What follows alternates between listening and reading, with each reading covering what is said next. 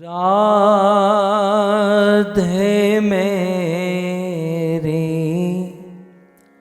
स्वामिनी, मैं राधे को दास।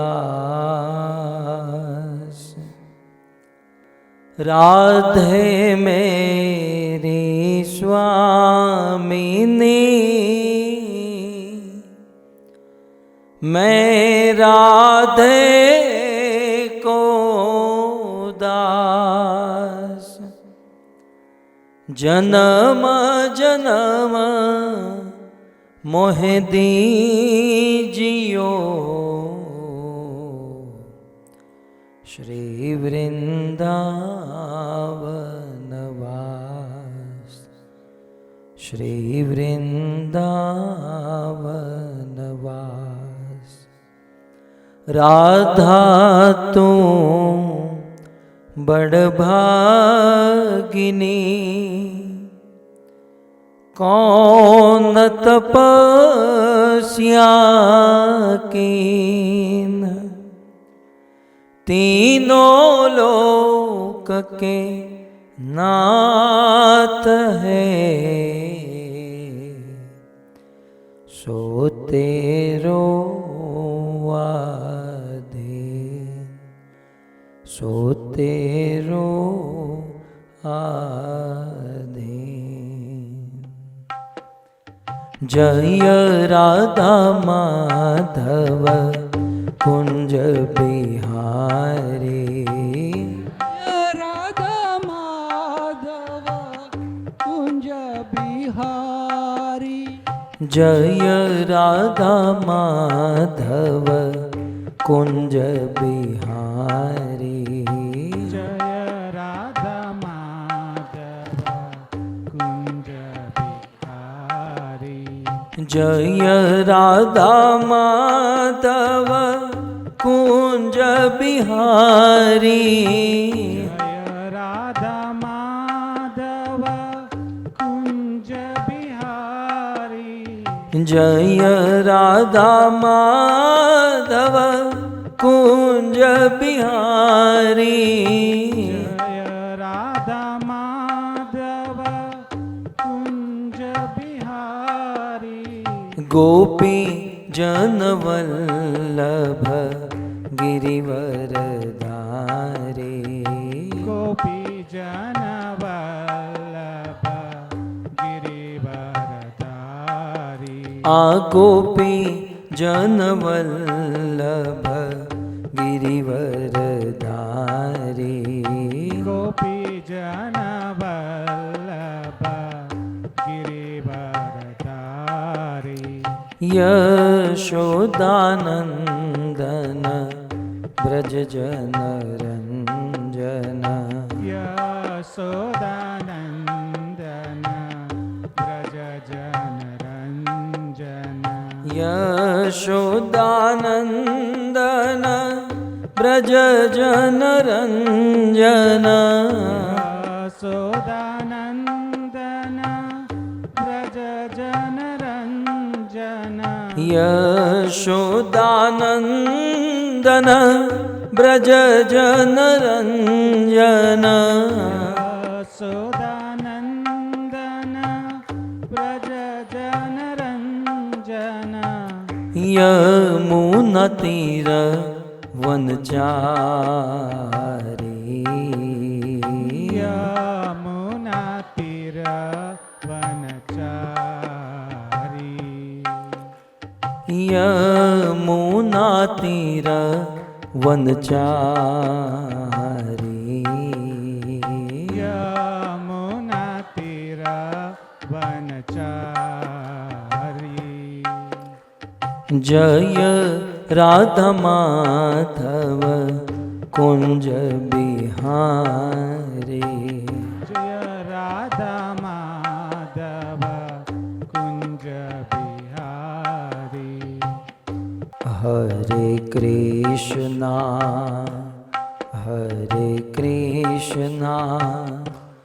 कृष्णा कृष्णा हरे हरे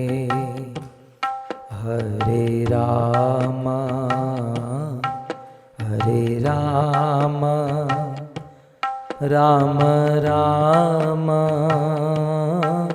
हरे हरे हरे कृष्णा हरे कृष्णा कृष्णा कृष्णा हरे हरे हरे राम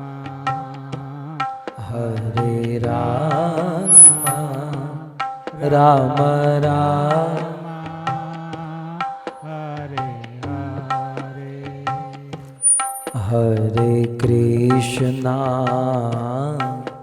हरे कृष्णा कृष्णा कृष्णा हरे हरे हरे राम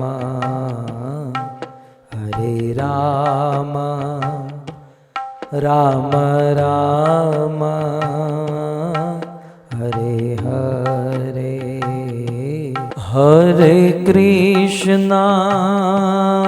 हरे कृष्णा कृष्णा कृष्णा हरे हरे हरे राम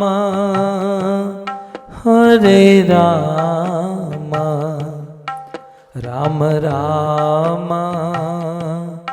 हरे हरे हरे कृष्णा गाइए प्रेम से गाइए हरे कृष्णा कृष्णा कृष्णा हरे हरे हरे राम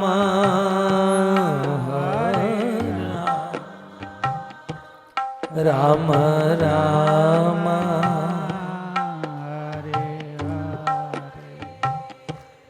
हरे कृष्णा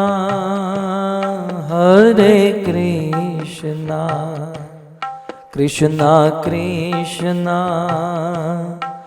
हरे हरे हरे राम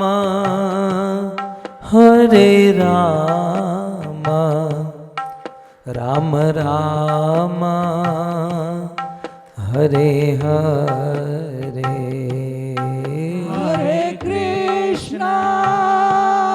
हरे कृष्णा कृष्णा कृष्णा हरे हरे राम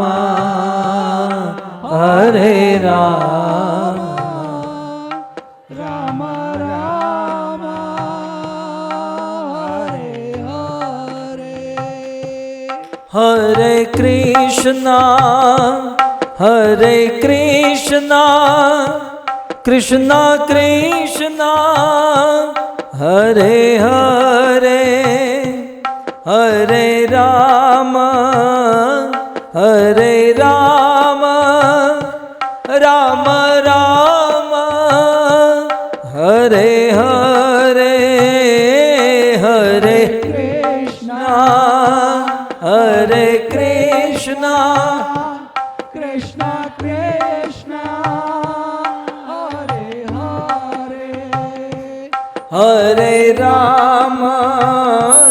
हरे राम राम राम हरे हरे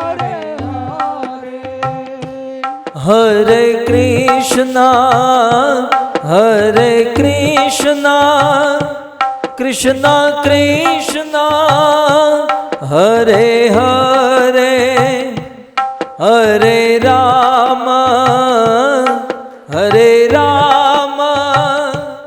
राम राम हरे हरे हरे कृष्णा हरे कृष्णा कृष्णा कृष्णा हरे हरे हरे राम राम राम हरे हरे हरे हरे कृष्णा कृष्णा कृष्णा हरे हरे, हरे राम राम राम हरे हरे, कृष्णा कृष्णा हरे हरे,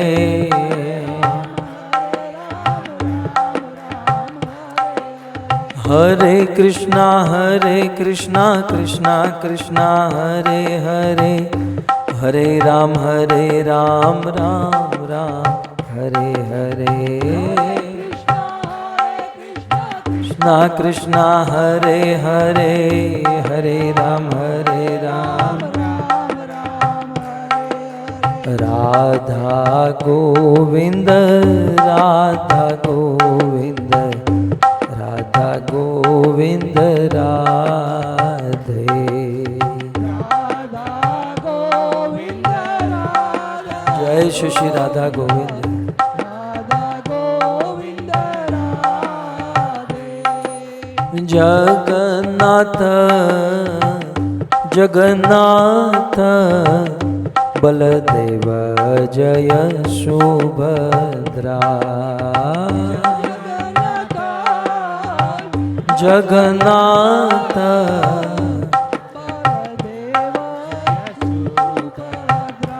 हाँ गौर निताय जय गौर निताय, गौर निताय जय गौर निताय, जय गौर निताय जय जय जय प्रभुपाद प्रभुपाद प्रभुपाद प्रभुपाद, जय जय प्रभु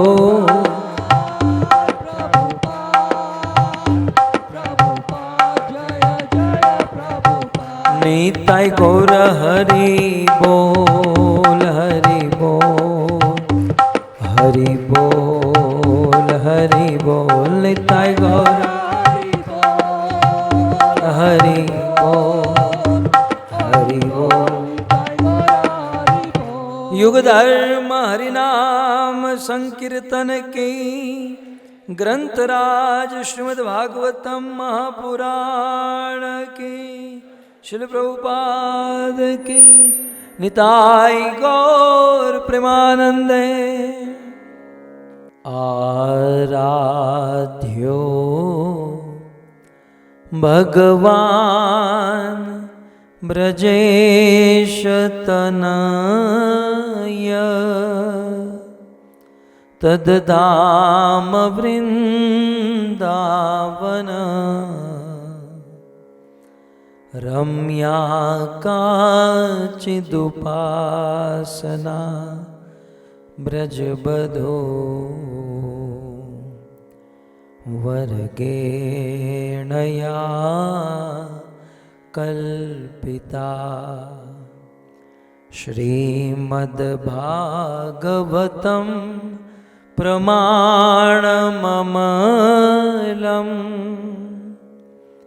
प्रेमापुमर्तो महान्, श्री चैतन्य महाप्रभु मतमिदं तत्रादरो नः पर, वंशी विभूषितकरा नवनीरदाभा,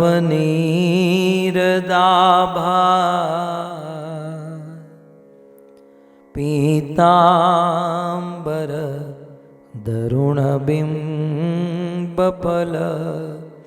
दरोष्ठा, पूर्णेन्दुसुन्दरमुखा अरविन्दनेत्रा,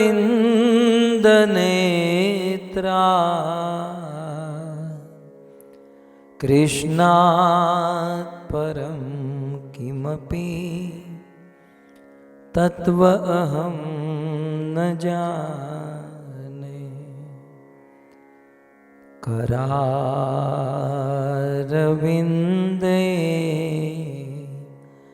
न पदारविन्दम्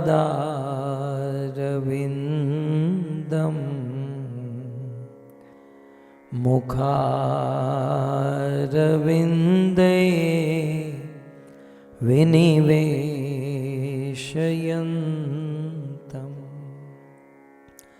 वटस्य पत्रस्य पुटे शयानम् बालं मुकुन्दं मनसा स्मरामि। श्री कृष्ण गोविंद हरे मुरारे, हे नाथ नारायण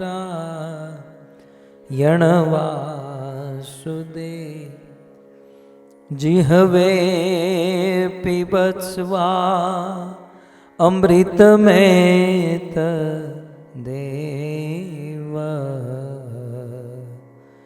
गोविंद दामोदर माधव। ओम नमो भगवते वासुदेवाय। बोलिए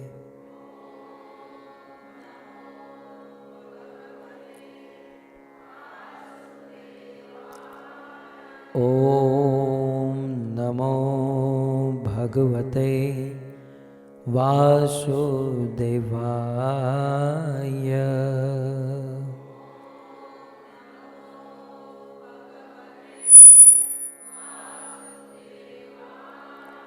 ओम नमो भगवते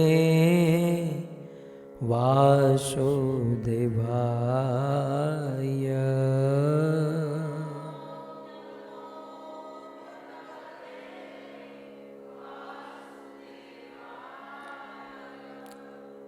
व्यवहित पृतना मुखं निरीक्ष्य स्वजनवदाद्विमुखस्य दोषभूत्या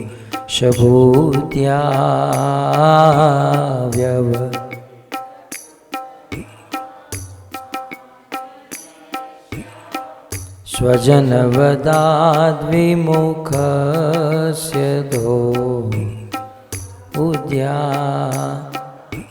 कुमतिमहरदात्मविद्ययाय चरणरति परमस्य तस्य मेस्तु दात्मविद्ययाय चरणरति पर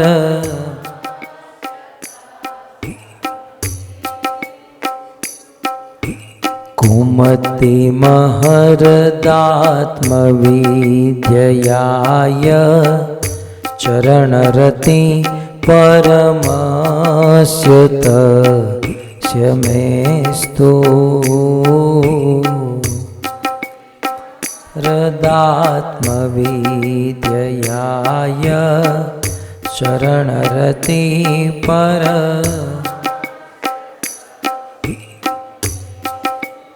नेक्स्ट स्वनिगममपहाय मत्प्रतिज्ञा मृतमधिकर्तुमवप्लुतो रथस्थ अमपहाय मत्प्रतिज्ञा मृतमधुकर्तुमप्लुतो धृतरथचरणो भयाचलद्गु हरिरिवहन्तु भीमं गतो तरीय अथ चरणो अयाचलद्गो हरिरिवहन्तु भीमं गतो तरीया शीतविशिखहतो विशीर्णदंश शतजपरिप्लुत आतता इनो मे शिखहतो विशीर्ण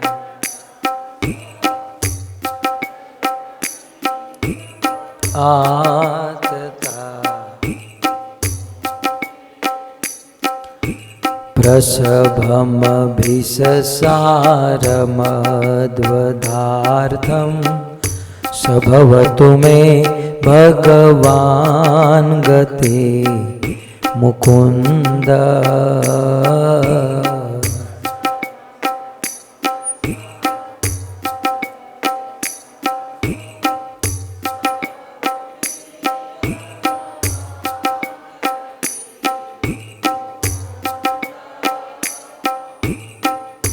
नमो विष्णुपादाय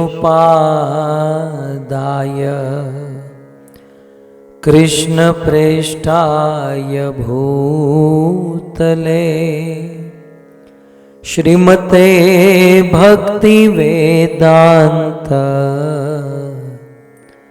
स्वामिन् इति नामिने नमस्ते सरस्वते देवे गौरवाणी प्रचारिणे निर्विशेष शून्यवादी पाश्चात्य देशतारिणे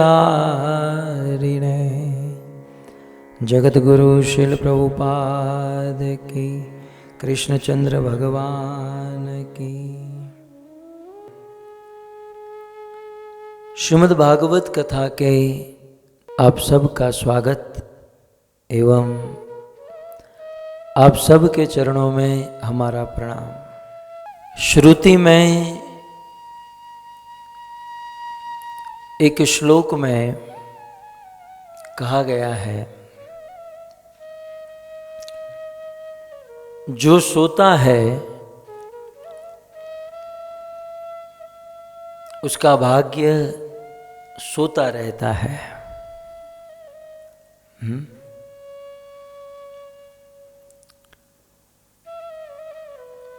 और जो जगता है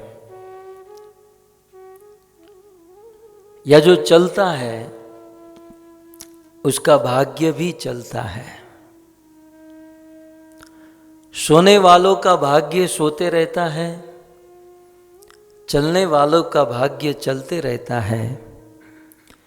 लेकिन जो भागवत कथा में आकर कथा को सुनता है उसका भाग्य दौड़ने लगता है। भागवत भाग्य के दरवाजे को खोल देता है, या दूसरे शब्दों में यह भी कहा जा सकता है,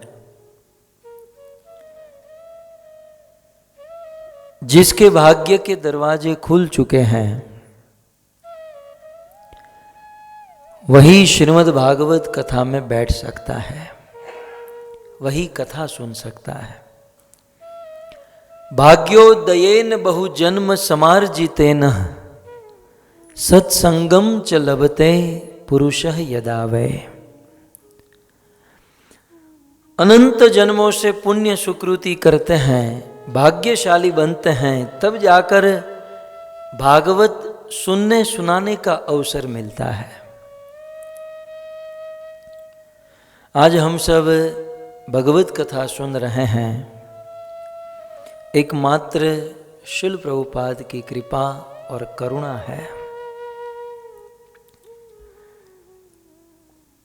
जिस समय प्रभुपाद भारत से अमेरिका आ रहे थे, दुर्गम उस जहाज में बैठकर दुर्गम यात्रा कर रहे थे।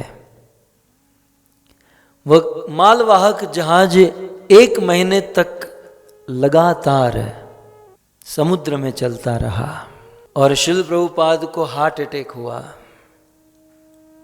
कुछ नर्वस भी हो गए। प्रभुपाद के मन में यह भी हुआ कि मैं उन अमेरिकी जीवों को कैसे पवित्र करूंगा। और उस समय प्रभुपाद के मन में भागवत का यह श्लोक याद आया, शृण्वताम स्वकथाम कृष्ण पुण्य श्रवण कीर्तन हृदि अंतस्थो ही भद्राणी विधु नोति सुहत सताम। यदि कोई अपने कान के माध्यम से कृष्ण कथा को सुनता है, कृष्ण कान के माध्यम से हृदय में प्रवेश करते हैं और कथा सुनने वाले के हृदय को पवित्र कर देते हैं। चाहे कैसे भी व्यसन हो, कैसी भी आदत हो, यदि हम भगवत कथा में बैठते हैं तो निश्चित उन दोष दुर्गुणों से मुक्त हो सकते हैं। तो ये है भागवत, और इस भागवत के माध्यम से महाभागवत पितामह भीष्म की कथा सुन रहे हैं। पितामह भीष्म अखंड ब्रह्मचर्य व्रत का जिन्होंने पालन किया है, 450 वर्ष की उम्र है, शरशैया पर सोए हुए हैं और भगवान कृष्ण सामने हैं और कृष्ण को सुंदर स्तुति कर रहे हैं। इस 36वें श्लोक में पितामह भीष्म कृष्ण को स्तुति करते हुए कहते हैं, व्यवहित पृतना मुखम निरीक्ष्य स्वजनवदाद्विमुखस्य दोष बुद्ध्या। व्यवहित पृतना मुखम निरीक्ष्य, व्यवहित माने व्यवस्थित रूप से खड़ी हुई और पृतना माने सेना। अर्जुन ने जब अपने समक्ष व्यवस्थित रूप से खड़ी हुई दुर्योधन की पृतना सेना को आमुखम निरीक्ष अपने सामने जब निरीक्षण किया, जब अर्जुन ने उस सेना को देखा तो स्वजन वधाद्वी, अर्जुन ने सोचा कि मुझे मेरे ही स्वजनों को मारना है, स्वजन वधा, मुझे मेरे ही स्वजनों का वध करना है। दोष बुद्धिया, अर्जुन के मन में दोष आ गया। दोष क्या था कि ये मेरे स्वजन हैं और मैं इन स्वजनों को मारूंगा। अहम ममता का ज्ञान हो गया। सच कहें, विश्वनाथ चक्रवर्ती ठाकुर लिखते हैं कि अर्जुन भगवान के नित्य धाम का नित्य पार्षद है। अर्जुन को कभी मोह नहीं हो सकता। ये मोह उत्पन्न कराने वाले भी कृष्ण हैं और मोह दूर करने वाले भी कृष्ण हैं। इसकी लीला बड़ी अद्भुत है। कृष्ण को समझना बड़ा कठिन है। अर्जुन अपने घर से जब निकला तो अस्त्र शस्त्र से सुसज्जित होकर कि बस अब युद्ध करना ही है, पूर्ण मूड में था। यहां तक अर्जुन ने कहा कि मेरा रथ दोनों सेना के बीच में ले जाकर खड़ा करो, मैं देखूं पहले किसको उड़ाना है, बाद में किसको। टारगेट ले रहा था। सब कुछ ठीक से चल रहा था। तब तक तो कृष्ण अर्जुन से कहने लगे, अर्जुन वो देखो पितामह भीष्म। हाँ, पितामह भीष्म है वो। क्या अर्जुन को चश्मा था? हाँ? वो देख ही रहा था, लेकिन कृष्ण ममता उत्पन्न करा रहे थे कि वो पितामह भीष्म जिनके गोद में तुम्हारा बचपन पला, जिन्होंने उंगली पकड़कर चलना सिखाया, हाँ अर्जुन वो पितामह भीष्म। तब अर्जुन के मन में मोह होने लगा। उसके बाजू में देखो अर्जुन द्रोणाचार्य, जिस द्रोणाचार्य की शिक्षा को लेकर तुम आज धनुर्धारी बने हो, वो तुम्हारे गुरु अर्जुन, तुम्हें तुम्हारे गुरु को मारना है। अर्जुन टेंशन में, अच्छा मुझे मेरे गुरु को मारना है। वैसे एक एक करके कृष्ण अर्जुन को दिखाने लगे और कृष्ण ही अर्जुन के हृदय में मोह उत्पन्न कराने लगे। पितामह भीष्म कहते हैं कि अर्जुन ने जब देखा अपने ही स्वजनों का वध मुझे करना है, अर्जुन के तर्क भगवत गीता के प्रथम अध्याय में लिखे गए हैं। अर्जुन का एक तर्क ऐसा है कि मैं मेरे स्वजनों का वध कर दूंगा और फिर उस राज्य को जीतूंगा, तो राज्य जीतने के बाद दिखाऊंगा किसे? कोई बहुत बड़ी कार लेता है, बहुत बड़ी गाड़ी टेस्ला आदि खरीदता है, रोल्स रॉय, हृदय पर हाथ रखकर कहिए 99.99% दूसरों को दिखाने के लिए खरीदी जाती हैं। अर्जुन कृष्ण से कहता है कि कृष्ण, मैं ये सारे राज्य को जीत गया लेकिन मेरे सारे स्वजन ही मर गए, तो मैं किसको दिखाऊंगा? ये मोह था अर्जुन का। तो यहां पर पितामह भीष्म कहते हैं दोष बुद्धिया, अर्जुन की बुद्धि में दोष उत्पन्न हुआ कि मुझे इनको मारना है, ये मेरे स्वजन है। वास्तव में स्वजन किसे कहते हैं? यहां पर शब्द आया है स्वजन। स्वजन किसे कहते हैं? इस संसार में स्वजन कौन है बताइए? चलो मैं आपको पूछूं। स्वजन, अपने जन।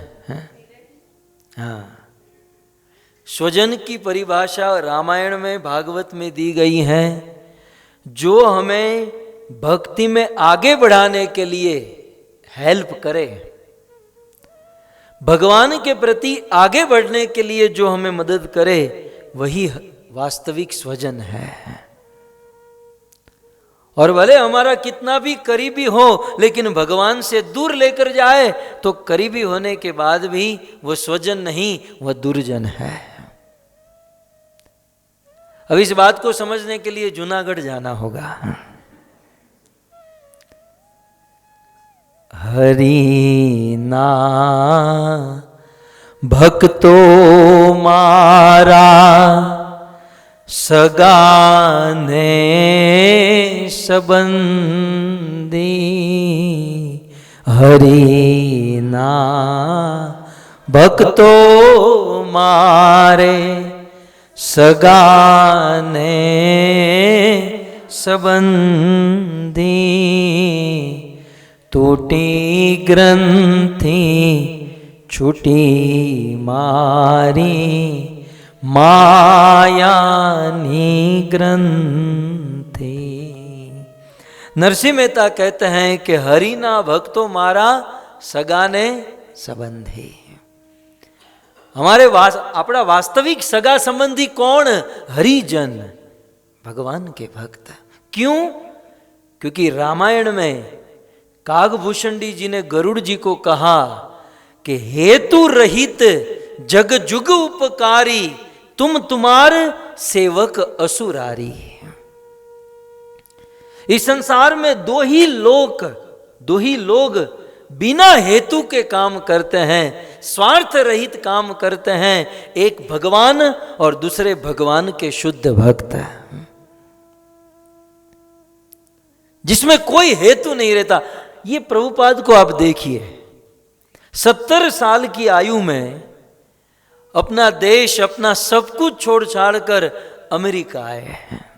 क्या हेतु, कौन सा स्वार्थ था? घर से जब निकले तब 40 रुपये, इंडियन 40 रुपीस लेकर निकले और 10 वर्ष तक लगातार पूरे विश्व में उन्होंने प्रचार किया और 100 से अधिक मंदिरों का निर्माण किया। 70 साल का बूढ़ा जो 40 रुपया लेकर निकला था, वो 400 करोड़ की संपत्ति लेकर भारत वापस लौटा, लेकिन कहा कि ये संपत्ति मेरी नहीं, ये अंतर्राष्ट्रीय कृष्ण भावनामृत, ये जनता की संपत्ति। भगवान और भगवान के भक्त ही स्वार्थ रहित सेवा करते हैं। इसलिए हमारे ये स्वजन शब्द से मुझे मन में आया तत्कालीन कि वास्तविक स्वजन जो है ना, भजन करने वाले, और भजन करने वालों में भी जो हमें भक्ति में आगे बढ़ाए, भक्ति में आगे बढ़ने की प्रेरणा दे, वो हमारे वास्तविक स्वजन है। जूनागढ़ तो हम चले गए, और अच्छे से समझना है तो मारवाड़ जाना होगा। जाना है मारवाड़?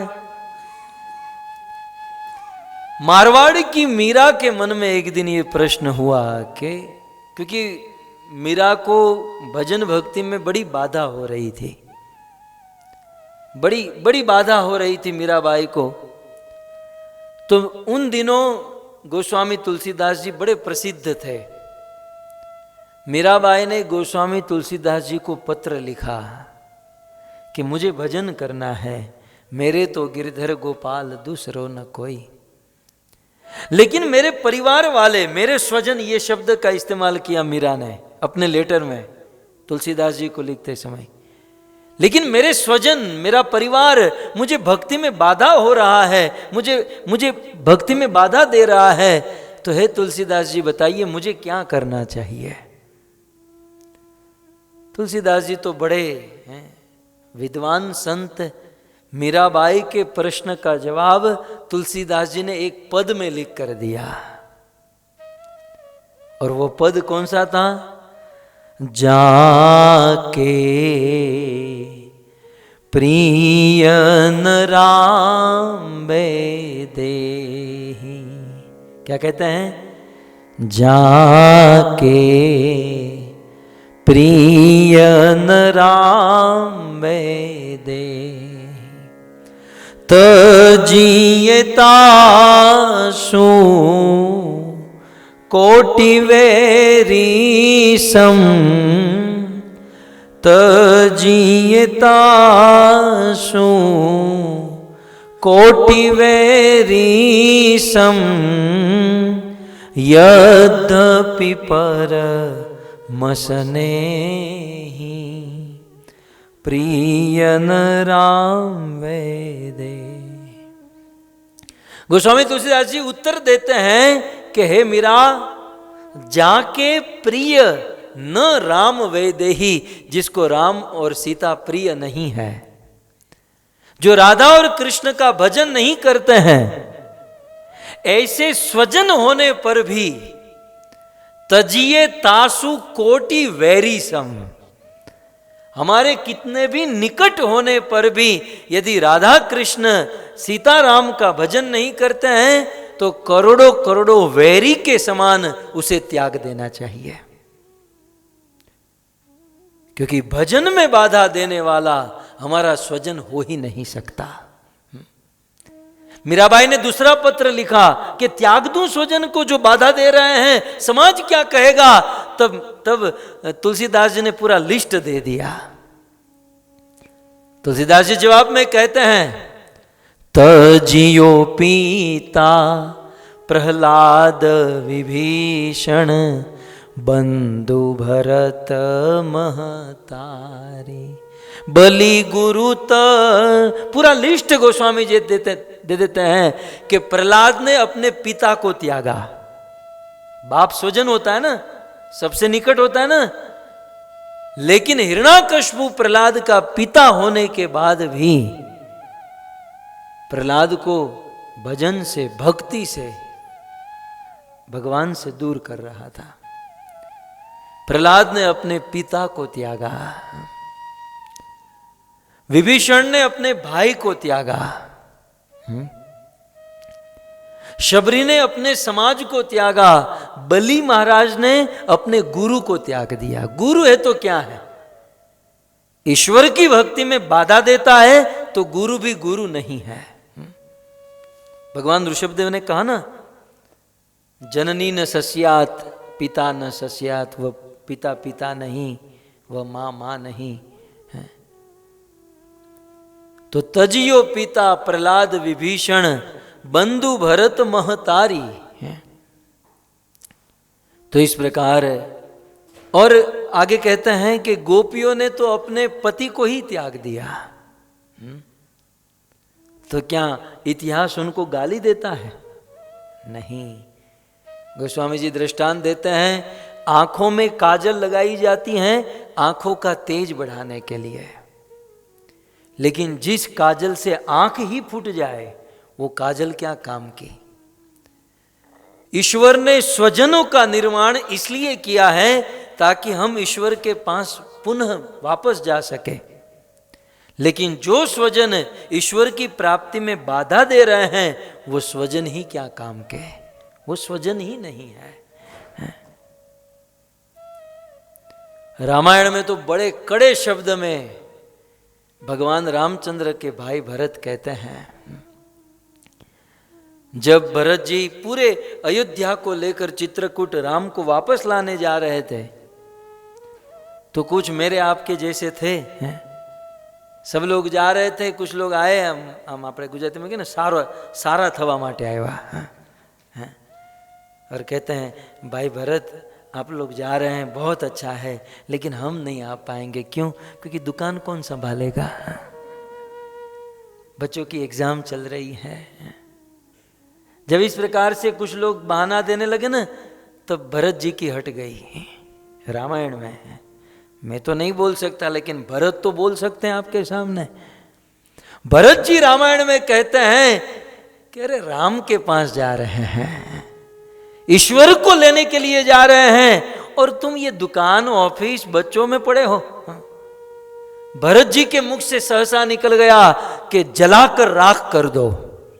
जर उसु संपत्ति सदन सुहद सुख मातु पितु भाई, क्योंकि सन्मुख होत जो राम पद करे न सहस सहाई।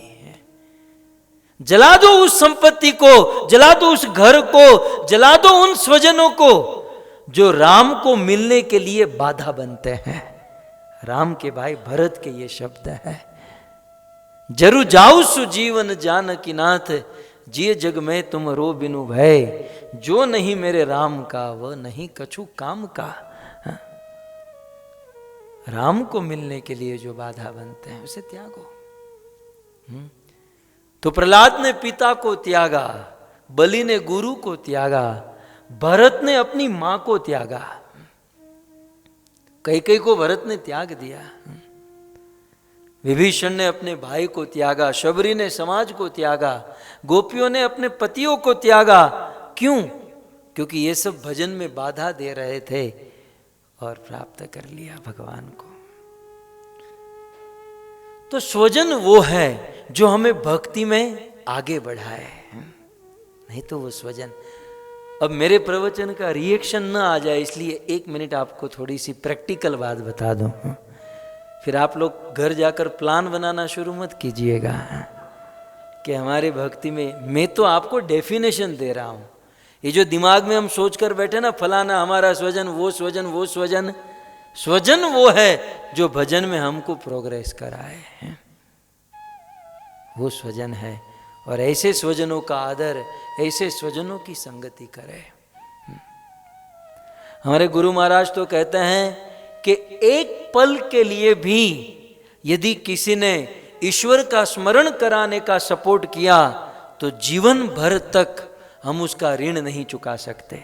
मेरी बात समझ रहे हैं?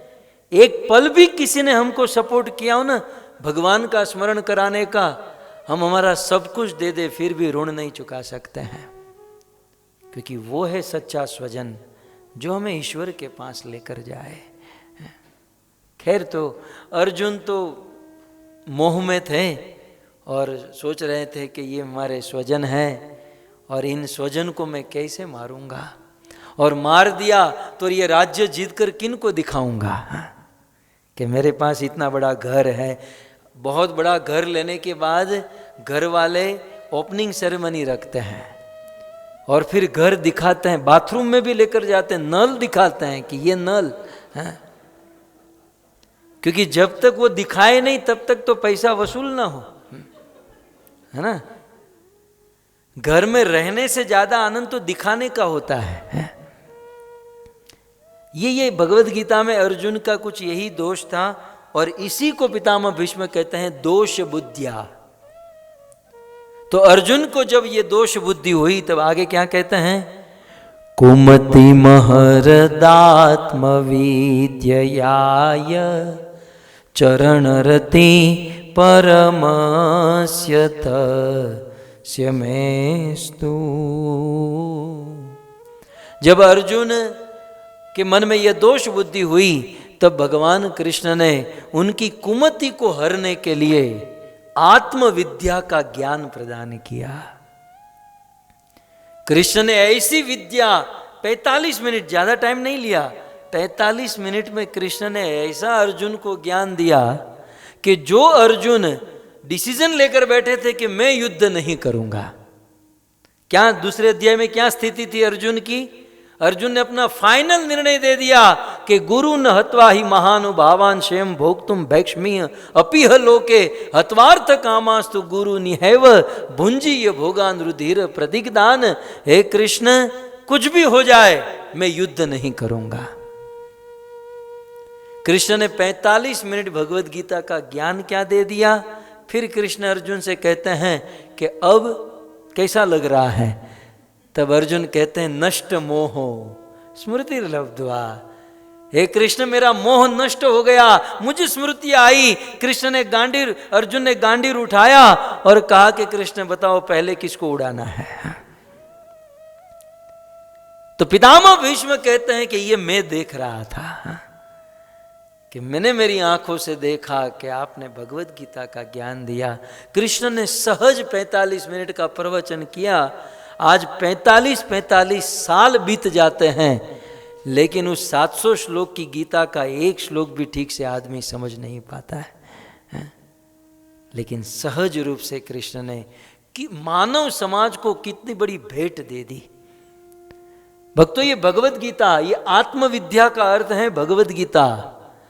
इस श्लोक में पितामह भीष्म भगवत गीता का प्रचार कर रहे हैं। कहते हैं चरण रति परमस्य तस्य मेस्तु, तस्य उस कृष्ण के चरणों में मेरी रति उत्पन्न हो जाए जिस कृष्ण ने अर्जुन को आत्मविद्या भगवत गीता का ज्ञान दिया है। जब अर्जुन मोहित हुआ तो कृष्ण ने गीता का ज्ञान देकर उनका मोह दूर किया। आज हम और आप भक्तों कहीं ना कहीं मोह माया में फंसे हुए हैं, और यह मोह माया ही हमें रात दिन तड़पाती है। यदि इस मोह से मुक्त होना चाहते हैं तो कृष्ण के द्वारा दी गई आत्मविद्या भगवत गीता का ज्ञान ग्रहण करना चाहिए। गीता के विषय में आदि शंकराचार्य ने कहा, मलिने मोचनम पुंसाम जल स्नानम दिने दिने। हम रोज पानी से स्नान करते हैं, लेकिन जल से स्नान करने से मात्र शरीर शुद्ध होता है, हृदय शुद्ध नहीं होता। लेकिन सकृत गीतामृतम ज्ञानम, लेकिन यदि कोई थोड़ा भी भगवत गीता को पढ़ लेता है तो संसार मल नाशनम, उनका हृदय पूर्ण रूप से पवित्र हो जाता है। आपके लास वेगस के बड़े बड़े शॉपिंग मॉल आदि में कपड़े धोने के पाउडर मिलते हैं और न जाने क्या क्या मिलता है, लेकिन हृदय को धोने का पाउडर मिलता है? हृदय तो मात्र गीता को सुनकर ही पवित्र हो सकता है। कुछ लोग कहते हैं गीता नहीं पढ़नी चाहिए, गीता पढ़ने से साधु बन जाएंगे। अब बताएं गुजराती में क्या ना कि आ गीता नो वचाय, गीता वांची बावो થઈ જાય। હવે તમે મને કયો, શું ગીતા બોલવા વાળો બાવો છે कि गीता सांभळवा वाळो बावो છે? गीता बोलने वाला गृहस्थ है, गीता सुनने वाला गृहस्थ है। वास्तव में देखा जाए तो ये गीता हम गृहस्थियों के लिए है। गीता के अंत में संजय ने कहा ना कि यत्र योगेश्वर कृष्ण यत्र पार्थ। भगवत गीता एक ऐसा ग्रंथ है जिसे सुनकर, जिसे पढ़कर हम जीवन में सफल हो सकते हैं। जीवन में ऐसा एक भी प्रश्न नहीं है जिसका उत्तर भगवत गीता में न हो। कृष्ण अर्जुन को माध्यम बनाकर, पार्थ वत्स सुधीर भोक्ता, अर्जुन को माध्यम बनाकर इस मानव समाज को गीता का ज्ञान प्रदान किया है। अंत में मैं इतना ही कहना चाहूँगा कि हमारे देश में अनेकों नदियाँ बहती हैं, गंगा, यमुना, सरस्वती, कावेरी, अलकनंदा, नर्मदा, लेकिन सभी नदियों में श्रेष्ठ माँ गंगा को माना गया है, जो ब्रह्मलोक से चली है, फिर कैलाश में शिव जी की जटा पर, कैलाश से गंगोत्री, गंगोत्री से हरिद्वार, प्रयाग इत्यादि होते हुए गंगा सागर पूरे देश को पवित्र करती है। गंगा त्रिभुवन में रहने वाले करोड़ों करोड़ों जीवों को पवित्र करती है। कभी आपने सोचा कि गंगा के जल में ऐसा तो क्या है जिसको स्पर्श करके व्यक्ति पवित्र हो जाएगा? आज का बुद्धिजीवी कोई मनुष्य उस गंगा जल को लेबोरेटरी में टेस्ट करावे तो H2O के अलावा कुछ नहीं मिलेगा। तो एक साधारण जल, लेकिन उसमें ऐसा क्या है जिसको स्पर्श करने से त्रिभुवन के करोड़ों जीव पवित्र हो सकते हैं? तो एक ही बात है कि जल तो साधारण है, लेकिन भगवान विष्णु के चरणों से स्पर्श हो गया। वामन अवतार जब धारण किया तो भगवान के चरणों से यह जल स्पर्श हुआ, तो इस जल में त्रिभुवन में रहने वाले करोड़ों जीवों को पवित्र करने की शक्ति आ गई। मैं आपसे इतना ही कहना चाहता हूं कि जिस भगवान के चरणों से निकलने वाली गंगा करोड़ों करोड़ों जीवों को पवित्र कर सकती है, तो उसी भगवान के मुख से निकलने वाली गीता क्या करोड़ों जीव को पवित्र नहीं कर सकती है? चरणों से निकली हुई गंगा जब करोड़ों जीवों को पवित्र कर सकती है, तो मुख से निकली हुई गीता का क्या कहना? तो ऐसी भगवत गीता का ज्ञान कृष्ण ने अर्जुन को दिया और अर्जुन की दुर्बुद्धि दुर्मति को दूर किया। आगे पितामह भीष्म कहते हैं, अब बहुत सुंदर बात पितामह भीष्म बता रहे हैं। स्वनिगममपहाय मत्प्रतिज्ञा मृतमधिकर्तुमवप्लुतो रथस्थ धृतरथचरणो व्ययाचलद्गु हरिरिवहन्तु भीमं गतो तरीय। पितामह भीष्म कहते हैं कि धन्य हो कृष्ण, आप धन्य हो। स्वनिगम अपहाय मत प्रतिज्ञा, पितामह भीष्म कहते हैं कि मत प्रतिज्ञाम, मेरी प्रतिज्ञा को रखने के लिए स्वनिगम अपहाय, कृष्ण ने अपनी प्रतिज्ञा को तोड़ दिया। कृष्ण की भक्त वत्सलता तो देखो, उन्होंने उनके नाम का क्या होगा, लोग उनको क्या कहेंगे, कुछ नहीं देखा। मेरी प्रतिज्ञा को रखने के लिए कृष्ण ने अपनी प्रतिज्ञा तोड़ दी। प्रसंग कुछ इस प्रकार का था। कौरव और पांडवों के बीच में युद्ध अवश्यंभावी हुआ। तब पांडवों के पक्ष से युधिष्ठिर महाराज अर्जुन को कहते हैं, अर्जुन अब युद्ध तो निश्चित है, अर्जुन तुम कृष्ण के पास जाओ और कृष्ण से कुछ मदद लेकर आओ। और वहां कौरवों के पक्ष से मामा शकुनी ने दुर्योधन को भेजा है कि जाओ द्वारिका और कृष्ण से मदद लेकर आओ। तो दुर्योधन द्वारिका पहले पहुंचा। ऐसे कार्यों में बंदा पहला ही होता है। दुर्योधन पहले, वास्तव में दुर्योधन द्वारिका पहले पहुंचा और उस समय कृष्ण शयन खंड में सो रहे थे। अब दुर्योधन को यह भी बुद्धि नहीं है कि कहां पर बैठना चाहिए, उसे चाहिए कि भगवान के चरणों में बैठे। दुर्योधन भगवान के मस्तक के पास बैठा। आधे पौने घंटे के बाद अर्जुन आए, देखा कि दुर्योधन ऑलरेडी आकर बैठा है, प्रभु सोए हुए हैं। तो अर्जुन भगवान कृष्ण के चरणों में बैठा। कुछ समय के बाद कृष्ण की आंखें खुली। अब स्वाभाविक, जब आदमी सोया हुआ है तो आंखें खोलेगा तो सीधा ही देखेगा ना, कैसे उल्टा गोल घूम के खड़ा होता है? तो कृष्ण ने स्वाभाविक आंखें खोली तो अर्जुन को दिखाई दिया, अर्जुन का दर्शन। कृष्ण खड़े होकर, अर्जुन मित्र तुम आए हो, अर्जुन से गले मिले तो वो पीछे से बोला मैं भी आया हूं। अच्छा दुर्योधन तुम भी आए हो, कृष्ण दुर्योधन से भी मिले, अर्जुन से भी मिले। और कृष्ण बड़े प्रसन्न हुए, दोनों का आतिथ्य सत्कार किया, स्वागत किया, भोजन आदि कराया और दोनों को बिठाकर कृष्ण ने कहा कि वैसे तो आप दोनों संपन्न सुखी संपन्न हो, लेकिन फिर भी आप यहाँ पर आए हो तो आने का कोई विशेष कारण? तब दोनों ने कहा कि भाई हमारे बीच में युद्ध फाइनल हुआ है और कृष्ण हम आपसे मदद मांगने आए हैं। कृष्ण ने कहा देखो आप दोनों भाइयों के बीच में युद्ध हो रहा है, इसलिए मैं इस युद्ध में भाग नहीं लूंगा। ये अंदर अंदर युद्ध करना ये मुझे पसंद नहीं है। अब वैसे तो इसने ही सब कुछ करवाया था, संधिदूत बनकर यही तो गए थे, लेकिन ये आपस में ये युद्ध करना मुझे ठीक नहीं लग रहा है। और बलराम जी तो इसमें थे ही नहीं। आप जानते ना कि जब युद्ध अवश्यंभावी हुआ तो बलराम ने कहा कि देखो मैं युद्ध बुद्ध में भाग नहीं लूंगा, मैं यात्रा करूंगा, मैं यात्रा करूंगा।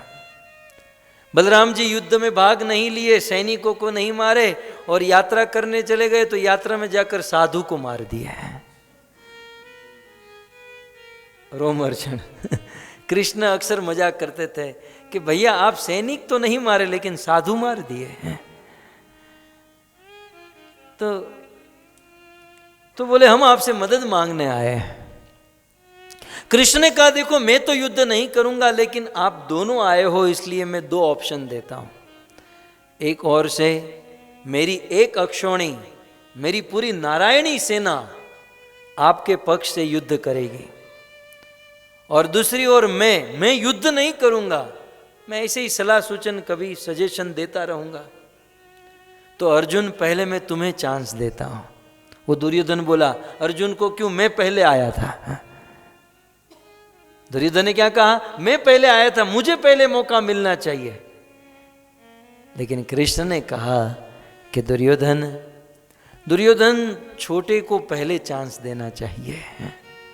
घर की संपत्ति का भी जब बंटवारा हो ना, जब घर गृहस्थी में भी जब इस प्रकार का हो तो छोटे का चांस पहले होना चाहिए।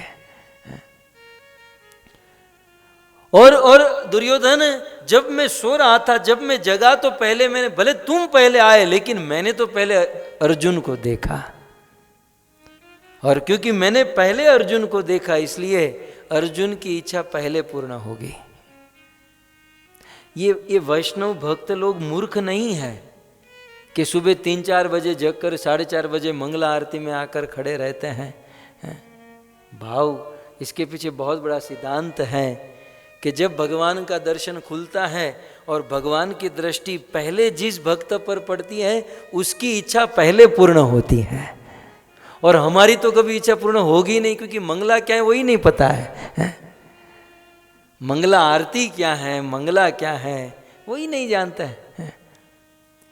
दर्शन खुले और जब भगवान की दृष्टि पहले पड़े वह आदमी धन्य हो जाता है। जो करे मंगला वो कभी ना हो कंगला। मंगला करने वाला कभी कंगाल नहीं होगा। खैर, तो कृष्ण ने अर्जुन से कहा कि अर्जुन बोलो तुम्हें क्या चाहिए। अर्जुन ने कहा कृष्ण इसमें सोचने की क्या बात है, मुझे आपकी सेना से कोई मतलब नहीं है, मुझे आपकी सेना नहीं, मुझे आप चाहिए। कृष्ण ने कहा अर्जुन अभी भी सोचने का समय है, अभी भी सोच लो, मैं युद्ध नहीं करूंगा और मेरी सेना युद्ध करेगी। दुर्योधन बोला अब छोड़ो ना नारायण प्रभु, उसने मांग लिया है ना, वो सेना मुझे दे दो, मैं चलूं। कृष्ण बार बार अर्जुन से कहते, अर्जुन की परीक्षा ले रहे हैं, अर्जुन अभी भी तुम्हारे भाई युधिष्ठिर ने तुमको मदद के लिए भेजा है, मैं कुछ नहीं कर पाऊंगा और मेरी सेना तुम्हारी ओर से लड़ेगी। तब अर्जुन ने कहा प्रभु इसमें तनिक भी सोचने का विषय नहीं है। मुझे आपकी सेना से कोई मतलब नहीं, मुझे आप चाहिए। महाभारत में लिखा है कि उस समय अर्जुन ने कहा कि कृष्ण आप कुछ मत करना, कृष्ण आप केवल और केवल मेरे रथ की बागडोर अपने हाथ में पकड़ कर रखना, मेरे जीवन की डोरी आप अपने हाथ में रखना। यदि आप मेरे रथ पर बैठे हैं तो ये कौरव क्या, मैं साक्षात महादेव को भी हराने की ताकत रखता हूं, आप यदि मेरे साथ हैं। अर्जुन को कॉन्फिडेंस था कि मुझे आप चाहिए। और भगवान के शुद्ध भक्त भगवान से कुछ नहीं मांगते, मांगने का अवसर आए ना तो भगवान को ही मांग लेते हैं। तो अर्जुन ने कृष्ण को चुना और दुर्योधन तो खुश हो गया कि मुझे वैसे भी चांस पहले मिला होता तो मैं सेना ही मांगने वाला था। और दुर्योधन एक अक्षौणी सेना लेकर घर पर गया और पहले मामा शकुनी के पास खुश खबर देने गया कि मामा जी हैं, दो ऑप्शन थे, एक तो वो निहत थे, कुछ युद्ध करने वाले नहीं, और मैं सेना लेकर आया। तब मामा शकुनी ने दुर्योधन को बहुत डांटा, बोले विनाश काले विपरीत बुद्धि, दुर्योधन तेरा विनाश निश्चित है? तो कृष्ण को छोड़कर आया, अब तेरा विनाश निश्चित है। तो इस प्रकार से कृष्ण अर्जुन के पक्ष में रहे, उनकी सेना दुर्योधन के पक्ष में रही। और कृष्ण की प्रतिज्ञा थी कि मैं महाभारत के युद्ध में शस्त्र नहीं उठाऊंगा। तो यहां पर पितामह भीष्म कहते हैं कि स्वनिगम कृष्ण ने अपनी प्रतिज्ञा तोड़ दी मेरी प्रतिज्ञा को रखने के लिए। कृष्ण की प्रतिज्ञा तो समझ में आ गई, अब पितामह भीष्म की प्रतिज्ञा क्या थी ये जान लीजिए। युद्ध चल रहा था, युद्ध होते होते 8 दिन बीत गए, 18 दिन का युद्ध था, 8 दिन बीत गए और पांडवों में से कोई नहीं मर रहा था। तब एक दिन दुर्योधन रात को पितामह भीष्म की शिविर में गया और बिल्कुल कठोर वचन कहने लगा। बोले पितामह आप मेरे पक्ष में हो, लेकिन मुझे तो लगता है आप पांडवों की ओर से लड़ रहे हो। क्या मैं नहीं जानता हूं? आप चाहो तो युद्ध के प्रथम दिन ही पांडवों को मार सकते थे, लेकिन आप पांडवों का पक्ष ले रहे हो। पितामह आप जिस थाली में खा रहे हो उसी में छेद कर रहे हो। अब पितामह भीष्म को ऐसे वचन सुनने की आदत कभी नहीं थी। पितामह ने कहा बस युवराज, अब तुम कुछ ज्यादा बोल रहे हो, अब एक शब्द भी आगे मत कहना। और तुझे ऐसा लगता है कि ये तेरा पितामह नमक हरामी कर रहा है, तो मैं भीष्म आज और अभी प्रतिज्ञा लेता हूं कि कल 9वें दिन के युद्ध में मैं पांडवों में से किसी को एक को मार दूंगा। और यदि अर्जुन मेरे सामने आया, या मैं नहीं या अर्जुन नहीं, कल मैं अर्जुन का वध कर दूंगा। अर्जुन को पितामह भीष्म की प्रतिज्ञा, इसका नाम तो देवव्रत था, लेकिन इसकी प्रतिज्ञा ही इतनी भीषण होती थी कि नाम ही भीष्म हो गया। और भीष्म ने प्रतिज्ञा की कि मैं अर्जुन का वध कर दूंगा। और साथ ही साथ दुर्योधन को कहा कि अपनी पत्नी को कल सुबह भेजना, मैं वरदान दूंगा, लेकिन आज के बाद ऐसे शब्द कभी मत कहना। दुर्योधन चला गया नाचते हुए अपनी शिविर में कि पितामह की प्रतिज्ञा, कल अर्जुन गया, और अर्जुन गया तो बाकी को तो हम निपट लेंगे।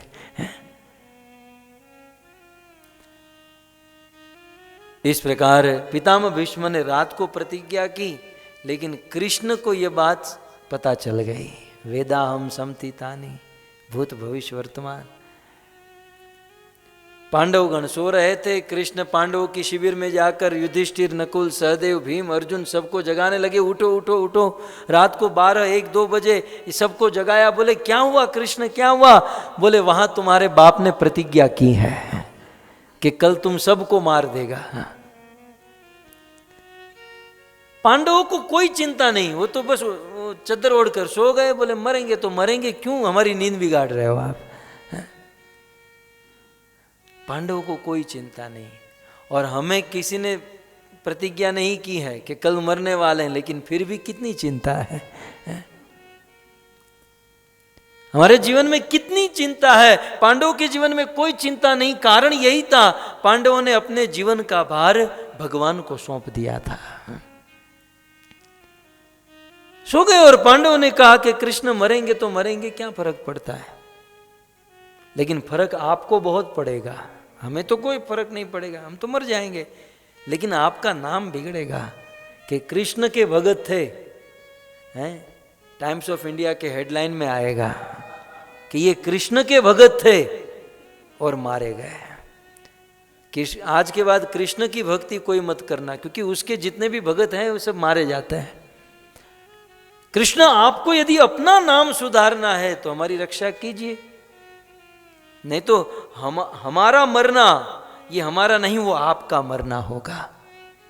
हमारी हंसी ये हमारी हंसी नहीं, ये आपकी हंसी। एक भक्त कहते ना, दीन दयाल सुनी जब ते तपते, मन में कछु ऐसी बसी है, तेरो कहां के जाऊं कहां, अब तेरे ही नाम की फैट कसी है। एक ही आसरो एक मलोक, नहीं कोई मन में दूजी जसी है। हे हो मुरारी पुकारी कहूं अब, मेरी हंसी नहीं तेरी हंसी है। दुनिया के लोग हम पर हंसेंगे, वो हमारी हंसी नहीं ठाकुर, कृष्ण वो तेरी हंसी होगी कि जीवन भर तेरा भजन किए और इस प्रकार से हमारा जीवन हो गया, ये तेरी हंसी होगी। इस प्रकार पांडव निश्चिंत होकर सो गए। यहां पांडव सो गए, वहां भीष्म सो गए, वहां दुर्योधन सो गया, सब सो रहे हैं और कृष्ण उजागरा कर रहे हैं, कृष्ण जग रहे हैं। भक्त के बीच में भगवान बुरे फंसे हैं, क्या करे क्या करे। रात भर कृष्ण ने सोचा और कृष्ण ने प्लान बनाया। सुबह द्रौपदी को जगाते हैं और कहते हैं चलो मेरे साथ। बोले कहाँ? बोले चलो मेरे साथ। द्रौपदी को भीष्म की शिविर के पास लेकर जाते हैं। कहा कि भीष्म ध्यान में बैठे हैं, तुम भीष्म को जाकर प्रणाम करो और वापस आ जाओ। द्रौपदी समझ नहीं पाई, बोले ये क्या करा रहे हो? बोले मैं कह रहा हूं तुम करो। द्रौपदी चलने लगी, जूते की आवाज आने लगी। बोले रुको, जूता निकालो, घूंघट खींचो। घूंघट खींचा, जूता निकाला, जाओ चुपचाप प्रणाम करके आ जाओ। पितामह भीष्म ध्यान में थे। द्रौपदी गई शिविर में और जैसे ही प्रणाम किया तो पितामह भीष्म को लगा कि रात को दुर्योधन को कहा था अपनी पत्नी को भेजना, वरदान दूंगा। तो ये दुर्योधन की पत्नी आई है, आंखें बंद है और पितामह भीष्म ने वरदान दिया, अखंड सौभाग्यवती भव। हे देवी, तुम्हारा सौभाग्य अखंड रहे, तुम्हारी पति के मृत्यु कभी ना हो। वरदान देकर आंखें खोली तो देखा द्रौपदी है। तुरंत भीष्म समझ गए कि ये काम कृष्ण का ही हो सकता है। पितामह भीष्म तुरंत शिविर से बाहर निकले तो कृष्ण दोनों द्रौपदी के जूते बगल में दबाकर खड़े थे कि पितामह, आपने कल प्रतिज्ञा की कि पांडवों को मारेंगे और अभी ताजी ताजी प्रतिज्ञा की अखंड सौभाग्यवती भव। तो जिज्ञासा केवल इतनी है कि कौन सी प्रतिज्ञा तोड़ोगे और कौन सी प्रतिज्ञा आप रखोगे। तब पितामह भीष्म कहते हैं कि केशव, मेरी प्रतिज्ञा तो टूटते टूटेगी, लेकिन मैं और एक प्रतिज्ञा करता हूं कि आज के दिन के युद्ध में मैं तुम्हारी प्रतिज्ञा तोड़वा दूंगा।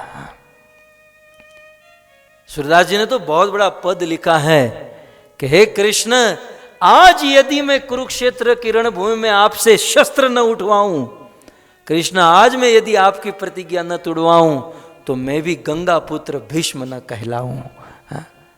बहुत बड़ी प्रतिज्ञा पितामह भीष्म ने की कि कृष्ण के हाथ से शस्त्र उठवाऊंगा। पूर्ण वीर रस पितामह भीष्म में उतर गया। बख्तर पहने, अनेकों प्रकार के अस्त्र शस्त्र से सुसज्जित होकर पितामह भीष्म रणभूमि में उतरे। कौरवों की सेना रणभूमि में, पांडवों की सेना रणभूमि में। शंखनाद हुआ और मारो मारो की ध्वनि से दोनों सेना एक दूसरे के ऊपर टूट पड़ी। और विधि का विधान कुछ ऐसा भक्तों कि जिन दिनों पितामह भीष्म ने प्रतिज्ञा की थी, उसी दिन पितामह भीष्म के सामने अर्जुन का रथ टकराया। उसी दिन अर्जुन का रथ पितामह भीष्म के सामने, और आज अर्जुन का सामना पितामह भीष्म के साथ। पितामह भीष्म अपने तरकस से तेज गति से बाण निकाल रहे थे, मानो पितामह भीष्म की जवानी आ चुकी है। महाभारत में तो ऐसा वर्णन है कि इतनी तेज गति से तरकश से बाण निकाल रहे थे, आप हाथ में अगरबत्ती ले लो, उसे जलाओ और गोल गोल घुमाओ तो एक चक्र हो जाता है। पितामह भीष्म के हाथों का एक चक्र बन गया और बड़ी स्फूर्ति से अर्जुन के ऊपर बाणों की बौछार करने लगे। महाभारत के 18 दिन के युद्ध में अर्जुन को कभी पसीना नहीं आया था, लेकिन पितामह भीष्म के बाणों का सामना करते हुए आज अर्जुन पसीने से लथपथ है। पितामह भीष्म, अब अर्जुन बाण तो मार ही नहीं पा रहे थे, पितामह भीष्म के ऊपर बाण तो मार ही नहीं पा रहे थे, वो जो बाण आ रहे थे उसी को डिफेंस कर रहे थे, और पितामह भीष्म के बाण को डिफेंस करने में ही अर्जुन पसीने से लथपथ। और अर्जुन अपना पसीना ऐसे ऐसे थोड़ा सा पहुंचने गए और पितामह भीष्म का बाण एक चूक हो गया तो अर्जुन गया, और कृष्ण ने पीछे देखा तो अर्जुन पसीने से लथपथ। कृष्ण ने तुरंत सोचा कि अभी मैं कुछ यदि नहीं करूंगा तो ये भीष्म मेरे भक्त अर्जुन को मार देगा। और उसी समय पितामह भीष्म कहते हैं कि जैसे वनराज केसरी सिंह किसी गजराज के मस्तक को फाड़ने के लिए अपनी गुफा से निकलता है और हाथी के ऊपर टूट पड़ता है, वैसे हरि रिव हंतु, हरि माने सिंह, एक सिंह जैसे हाथी के ऊपर कूदता है, वैसे अपने भक्त अर्जुन की रक्षा करने के लिए भगवान कृष्ण सिंह की तरह उस रथ से नीचे कूद गए। और नीचे धृत रथ चरणों, एक टूटे हुए रथ का पहिया पड़ा था। रथ चरण माने रथ का पहिया, रथ का पहिया पड़ा था। भगवान श्री कृष्ण ने उस रथ का चक्का अपने हाथों में उठा लिया और पितामह भीष्म की ओर दौड़ने लगे। और जब दौड़ रहे थे, धृतरथ चरणों भयात चलदगु हरि रिव हंतु भिवम गतोत्तरीय, वह हाथ में रथ का चक्का लेकर कृष्ण दौड़ने लगे और कृष्ण का ये उत्तरीय वस्त्र धरती पर गिर गया। तो एक आचार्य ने, श्रीधर स्वामी ने, प्रभु बहुत सुंदर लिखा, मैं आज के प्रवचन में ज्यादा पढ़ाई नहीं किया, ये पॉइंट बहुत सुंदर कहा। पितामह भीष्म के पास जाते समय कृष्ण का ये उत्तरीय धरती पर गिर गया। धरती पर क्यों गिरा? कृष्ण ने क्यों गिराया? कृष्ण ने धरती को कहा कि हे धरती, तेरे ऊपर साधु जब तक जीवित है, साधु के जीवन में जब जब ऐसी बाधा या साधु के जीवन में जब जब ऐसी स्थिति आएगी, मैं कृष्ण सदैव उस साधु की रक्षा करने के लिए तैयार हूं। कृष्ण ने अपना उत्तरीय वस्त्र धरती को दिया, हाथ में रथ का चक्का लेकर पितामह भीष्म की ओर। अब अगले श्लोक में पितामह भीष्म कहते हैं, शीत विशिखतो विशीर्ण दंश शत जपरी प्लुत आतता इनो में प्रसभम भीषसा रमद्वदार्थम सभवतु में भगवान गति मुकुंद। पितामह भीष्म कहते हैं कि वो रथ का चक्का लेकर कृष्ण दौड़कर मेरी ओर आ रहे थे और उस समय अर्जुन रथ से नीचे उतर गए और कृष्ण के चरण को पकड़ लिए कि प्रभु कृष्ण, आप मेरे लिए अपनी प्रतिज्ञा मत तोड़िए। लेकिन आज कृष्ण इतने आक्रोश में थे कि मेरे भक्तों को ऊपर कैसे बाण चलाए। कृष्ण की अर्जुन में इतनी ममता थी कि ये पितामह मेरे भक्तों को कैसे मार सके। हाथ में चक्का लेकर पितामह भीष्म की और अर्जुन ने पकड़ कर रखा कृष्ण के चरण, बिल्कुल अर्जुन जैसा क्षत्रिय थे ऐसे कसकर पकड़ कर रखे। लेकिन कृष्ण अर्जुन को घसीटते घसीटते 5 किलोमीटर दूर लेकर चले गए। अर्जुन नहीं रोक पाया, पकड़ के रखा, लेकिन अर्जुन भी घसीटते घसीटते कृष्ण आगे। और जैसे ही कृष्ण आगे जा रहे हैं हाथ में चक्का लेकर पितामह भीष्म, अब अर्जुन तो चरणों में है, अर्जुन तो भीष्म को दिखाई नहीं दे रहा है, लेकिन जो बाण अर्जुन के ऊपर मार रहे थे अब भीष्म वो बाण कृष्ण के ऊपर मारने लगे। क्या कहते हैं? शीत विषि कहतो विशीर्ण दंश, हे कृष्ण शत जप रिप्लुत आतताई नो, मैं कैसा आतताई था, पितामह भीष्म अपने आप को आतताई कहते हैं कि मैं कैसा आतताई कि आप जब अर्जुन की रक्षा कर रहे थे, मुझे अर्जुन को बाण मारना चाहिए था, मैं आपको बाण मारने लगा और मेरे बाण शीत विषी कह तो विशीर्ण दंश आपके शरीर में छेद करने लगे और आपके शरीर से खून की धारा बहने लगी केशव। और इस प्रकार से अनेकों बाण कृष्ण के शरीर में लगे हैं और कृष्ण हाथ में चक्का लेकर पितामह भीष्म के पास, और पितामह भीष्म से जब बिल्कुल निकट कृष्ण पहुंच गए, तब कृष्ण को बिल्कुल निकट देखकर पितामह भीष्म ने अपने धनुष बाण नीचे छोड़ दिए और पितामह भीष्म ने यही कहा कि केशव, कृष्ण में इसी घड़ी की राह देख रहा था कि कब आप मेरे निकट आओगे, कब इस रूप में आप मेरे पास निकट आओगे। धनुष बाण छोड़ दिए और उस समय कृष्ण ने अर्जुन को कहा कि अर्जुन, अब गांडीव उठाओ और पितामह भीष्म की छाती को छलनी कर दो।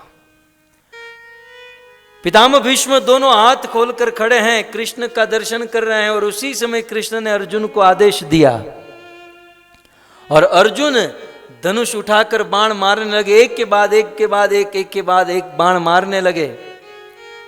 पितामह भीष्म कहने लगे कि मैंने धनुष बाण छोड़ दिए, कृष्ण ये कौन सा धर्म है, कृष्ण ये कौन सा धर्म है कि बिना धनुष बाण वाले के ऊपर तुम अर्जुन से बाण मरवा रहे हो।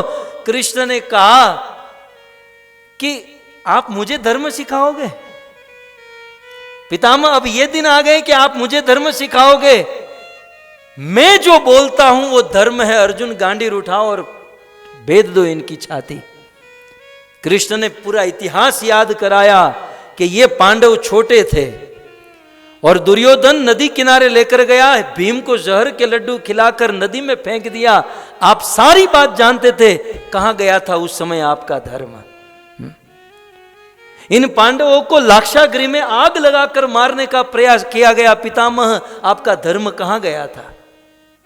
पांडवों को वनवास दिया, अज्ञातवास दिया, सारी घटना आप जानते थे। आप पूरे कौरव पांडवों के बाप थे, आप सब कुछ कर सकते थे, लेकिन आपने कुछ नहीं किया। इतनी बड़ी सभा में अधर्म होते हुए आपने देखा, लेकिन फिर भी आपने उसे रोका नहीं। कहां गया था आपका? ये सारी बात छोड़ दो। कुरुवंश की सभा में एक अबला नारी द्रौपदी को नग्न करने का प्रयास किया गया था और उस समय वह अबला नारी आपके चरणों में आई और आपने उसकी रक्षा नहीं की। कहां गया था आपका धर्म? आप मुझे धर्म सिखाओगे? धर्म वो है, धर्म तो साक्षात भगवत प्रणीतम। धर्म वो है जो कृष्ण बोलता है, अर्जुन गांडीव उठाओ और पितामह भीष्म की छाती छलनी कर दो। अर्जुन ने गांडीव उठाया और एक के बाद एक के बाद एक के बाद एक इतने बाण डाल दिए पितामह भीष्म के शरीर में। कहते हैं कि सुई की नोक रखने की भी जगह पितामह भीष्म के शरीर में नहीं बची। और जैसे असंख्य बाण जब पितामह भीष्म के शरीर में लगे, तब जाकर आकाश से कोई पर्वत गिरे, वैसे पितामह भीष्म धरती पर गिरे और धराशायी हुए। पितामह भीष्म धरती पर गिरे, ये बात जब पूरे कुरुक्षेत्र भूमि में जब युद्ध चल रहा था, सबके कान में गई। सबने अपने शस्त्र छोड़ दिए। भीष्म गिरा, भीष्म गिरे, सब लोगों ने युद्ध बंद कर दिया और पितामह भीष्म के पास आए। सबने पितामह भीष्म को प्रणाम किया और हद तो तब हुई, अखिल ब्रह्मांड नायक कृष्ण ने भी पितामह भीष्म को प्रणाम किया। कहने का तात्पर्य यह है, पितामह भीष्म की स्तुति में बहुत सारी शिक्षा इस प्रसंग में है। पहली शिक्षा कि भगवान कुछ भी करते हैं लेकिन अपने भक्त की रक्षा अवश्य करते हैं। दूसरा, भगवान अपने भक्त की रक्षा करने के लिए अपनी प्रतिज्ञा तोड़ देंगे, लेकिन भक्त की रक्षा अवश्य। पितामह भी भक्त है, अर्जुन भी भक्त है, अर्जुन की भी रक्षा की और पितामह भीष्म की प्रतिज्ञा की रक्षा की। पितामह भीष्म कहते हैं कि मेरी प्रतिज्ञा रखी और कृष्ण ने अपनी प्रतिज्ञा तोड़ दी। इससे बड़ा दयालु कृपालु ईश्वर और कौन हो सकता है कि जिसकी हम शरण ग्रहण कर सके। भगवत गीता में कृष्ण ऐलान करते हैं, कौन्तेय प्रति जानी ही न मे भक्ता प्रणश्यति। हे कुंती पुत्र अर्जुन, मेरे भक्त का मैं कभी विनाश नहीं होने दूंगा, कभी नहीं। भक्तों, भगवान कभी भी अपने भक्तों को गिराते नहीं हैं, गिरने नहीं देते हैं, बस उनका भजन करने की आवश्यकता है। यह है पितामह भीष्म का स्वयं एक महाभागवत अपना अनुभव सुना रहा है कि धन्य हो कृष्ण, आप धन्य हो। और अंत में सभवतु, ऐसे भगवान में गतिर मुकुंद, मेरी गति हो जाए, ऐसे भगवान को मैं पा जाऊं, ऐसे वैकुंठ को मैं पा जाऊं, ऐसे भगवान मुझे मुक्ति दे। मुक्ति देने वाले को ही मुकुंद कहते हैं। तो इस प्रकार पितामह भीष्म भगवान श्री कृष्ण को स्तुति कर रहे हैं। विजय रथ कुटुंब आत तोत्रे, धृत हय रश्मिनी तचिये क्षणीये। गाइए, विजय रथ कुटुंब भगवती रतिरस्तु मेर मुमूर्षो, यमिह निरीक्ष गता हता स्वरूपम। पितामह भीष्म आगे कहते हैं कि हे कृष्ण, कृष्ण आप अर्जुन के रथ का सारथ्य कर रहे थे। आप अर्जुन का रथ जब हाँक रहे थे तो सच कहूं तो अर्जुन का रथ ही आपका कुटुंब था। क्या कहते हैं? विजय रथ, विजय माने अर्जुन, अर्जुन का एक नाम है विजय। तो विजय अर्जुन का रथ ही आपका कुटुंब है।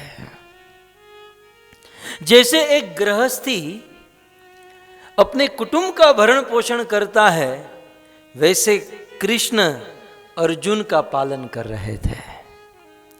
यहां अर्जुन के रथ को कुटुंब कहने का तात्पर्य क्या है, इस बात को समझने का प्रयास कीजिए। जैसे गृहस्थी अपने कुटुंब का भरण पोषण करने के लिए कुछ गलत काम करना पड़े फिर भी कर देता है। मनु महाराज ने मनु संहिता में लिखा है, अपने निज कुटुंब का भरण पोषण करने के लिए कुछ झूठ बोलना पड़े, कुछ गलत करना पड़े, कुत्सित कर्म करके भी मनु महाराज मनु संहिता कुटुंब का भरण पोषण अवश्य करे। कुटुंब का अर्थ ही ये होता है, कु माने कुत्सित कर्म, इतना गिर कर भी अपने कुटुंब का भरण पोषण व्यक्ति को करना चाहिए। कुटुंब का अर्थ मनु महाराज ने उसी श्लोक में कहा कि अपने बूढ़े माता पिता, अपनी पत्नी और 16 साल के नीचे के जो बच्चे हैं, इतने लोगों का भरण पोषण करने के लिए व्यक्ति कुछ गलत भी करना पड़े तो करके उनका भरण पोषण करे। तो पितामह भीष्म के कहने का भाव यह है कि जैसे कोई गृहस्थी कभी कभी कुछ गलत करके भी कुटुंब का भरण पोषण कर लेता है, वैसे हे कृष्ण आप कुछ गलत करके भी अर्जुन की रक्षा अवश्य कर रहे थे। कुटुंब में जैसे आदमी अपने घर पर होता है तो बर्तन भी मांज देता है, घर भी साफ सफाई कर देता है, गाड़ी भी धो देता है, सब कुछ करता है। तो अर्जुन का रथ कृष्ण के लिए कुटुंब था। कहते हैं धृत हय रश्मिनी तच्छ्रिये क्षणीये। युद्ध समाप्त हो जाने के बाद अर्जुन तो खर्राटा मारकर सोता था, लेकिन कृष्ण रात भर जगते थे। उस घोड़ों को पानी पिलाना, घोड़ों पर यदि बाण लग गया है उस जख्म के ऊपर दवाई लगाना, घोड़ों को भोजन कराना। कृष्ण रात भर, जैसे वो यहाँ आपको तो पता नहीं, इंडिया में जो कार का ड्राइवर होता है ना, वो 24 घंटा गाड़ी में ही रहता है। वो कार को साफ करते रहता है, धोते रहता है, गाड़ी में उसका खाना पीना भोजन सब गाड़ी में होता है, कार में ही होता है। वैसे कृष्ण का कुटुंब ही वो अर्जुन का रथ था। उसी को साफ करना, उसी को सजाना, बस कृष्ण का यही काम था। ये तो एक हुआ। और दूसरा कि गलत काम करके भी कुटुंब का भरण पोषण करना, तो कुछ गलत करके भी कृष्ण अर्जुन की रक्षा करते थे। महाभारत में युद्ध के समय जब पांडव नहीं मर रहे थे, तो एक दिन दुर्योधन ने भूरिश्रवा, कौरवों में एक ऐसा योद्धा था भूरिश्रवा, तो दुर्योधन ने भूरिश्रवा को कहा, भूरिश्रवा यार एक काम करो ना, वो शिव जी ने जो तुम्हें गदा दी है, उस गदा से अर्जुन को मार दो। शिव जी ने दी है, श्रावण मास चल रहा है, गदा बिल्कुल अच्छे से चलेगी शिव जी की कृपा से, तुम वो गदा अर्जुन के ऊपर मार दो। भूरिश्रवा के पास शिव जी की दी हुई गदा थी कि जिसका निशाना लेकर बस केवल छोड़ना है, उसको मार के ही वापस आएगी। और गदा देते समय शिव जी ने भूरिश्रवा को कहा था, भूरिश्रवा लेकिन एक बात का ध्यान रखे कि जिसके हाथ में अस्त्र शस्त्र है, जो युद्ध कर रहा है, उसी के ऊपर ये गदा छोड़नी है। जिसके पास अस्त्र शस्त्र नहीं है, जो युद्ध नहीं कर रहा है, उस पर यदि गदा छोड़ोगे तो इसी गदा से तुम्हारी मृत्यु हो जाएगी। ठीक है। दुर्योधन ने कहा कि कल भूरिश्रवा तुम अर्जुन को मारो। भूरिश्रवा अब तो सुबह से लेकर अर्जुन के ऊपर निशाना ताक कर आधे पौने घंटे तक निशाना ताकता था, और जैसे ही गदा छोड़ने जाता कृष्ण समझ गए। कृष्ण अपना रथ रॉन्ग साइड में लेकर चले जाते थे। देखिए कुटुंब जैसे कुत्सित कर्म करके, गलत करके भी अब रॉन्ग साइड में रथ चलाने की परमिशन नहीं थी। ये सब गलत था, लेकिन क्या करे, भक्त की रक्षा करनी है, तो गलत करके भी कृष्ण ने अर्जुन की रक्षा की। अब मुझे बताइए कि आपने ड्राइवर रखा है, ड्राइवर आपकी कार चला रहा है, आपको ऑफिस में देरी हो रही है। अमेरिका में तो होगा नहीं, इंडिया में ऐसा होता है, देरी हो रही है, ट्रैफिक है, तो ड्राइवर को कहते हैं रॉन्ग साइड से जरा ले लो। और अच्छा ड्राइवर होगा तो जी मालिक ऐसे ऐसे करके रॉन्ग साइड में ले लेगा। अब रॉन्ग साइड में ड्राइवर गाड़ी चला रहा है और आरटीओ पुलिस वाले ने पकड़ा, तो लाइसेंस मालिक का जाएगा कि ड्राइवर का? ड्राइवर का जाएगा ना, गाली ड्राइवर को मिलेगी ना। कृष्ण खुद गाली खा लिए लेकिन भक्तों को पार करा दिए। ये भगवान की महिमा देखिए आप। इसलिए पितामह भीष्म कहते हैं कि धन्य हो कृष्ण, आप कुटुंब की तरह पालन किया आपने। तो रॉन्ग साइड में लेकर जाना ये वैलिड नहीं था, लेकिन जैसे वो गदा छोड़ने गया कृष्ण रॉन्ग साइड में लेकर चले गए, निशाना चूक गया। फिर से आधे पौने घंटे तक भूरिश्रवा अर्जुन का निशाना लिया, और जैसे ही छोड़ने गया तो रथ नीचे लेकर चले गए, कभी ऊपर लेकर, कभी दाएं कभी बाएं। भूरिश्रवा बिल्कुल कंफ्यूज। और इसको इतना क्रोध आया, गीता में लिखा ना, क्रोधाद भवति सम्मोह, सम्मोह स्मृति विभ्रम, स्मृति भ्रंशाद बुद्धि नाशो, अन बुद्धि नाशात प्रणश्यति। इतना क्रोध आया कि इसकी बुद्धि, इसकी स्मृति खत्म हो गई, और जो गदा इसको अर्जुन पर छोड़नी थी वो कृष्ण के ऊपर छोड़ दी। क्रोध में आदमी संतुलन खो बैठता है, तो कृष्ण के ऊपर छोड़ दी। अब कृष्ण के हाथ में अस्त्र शस्त्र नहीं था, कृष्ण युद्ध में भाग नहीं लिए थे, और शिव जी का वरदान था कि आप ऐसे व्यक्ति पर छोड़ोगे तो तुम्हारी मृत्यु हो जाएगी। वह गदा रिबाउंस होकर भूरिश्रवा के ऊपर आई और भूरिश्रवा की मृत्यु हो गई। और कोने में पितामह भीष्म खड़े खड़े देख रहे हैं, और आज इसका बयान कर रहे हैं कि कृष्ण ये मैंने देखा है कि आप अपने भक्त के लिए क्या क्या करते हो।